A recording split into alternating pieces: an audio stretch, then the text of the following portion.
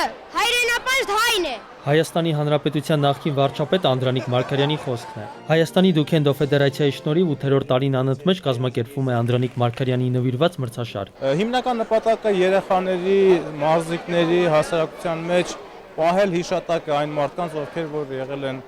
Հայաստանի պետականության մեջ կարևոր մարդիկ եւ կարևոր ներդրումներ են ունեցել։ Հուշամրցաշարի բացման հանդիսավոր արարողության ընթացքում մարզիկները հանդես եկան ցուցադրական ելույթներով։ Ֆեդերացիայի կազմակերպած մրցաշարերն ունեն հայրենասիրական նպատակ։ Հայաստանի Դուքենդո ֆեդերացիայի նախագահ Հայկ Վարդանյանի խոսքով մասնակիցների թիվը տարեցտարի ավելանում է։ Առաջի անգամ, երբ որ մենք 2008 թվականին անցկացնում ենք Անդրանիկ Մարգարյանի առաջնությունը, 250 մասնակից ունեին,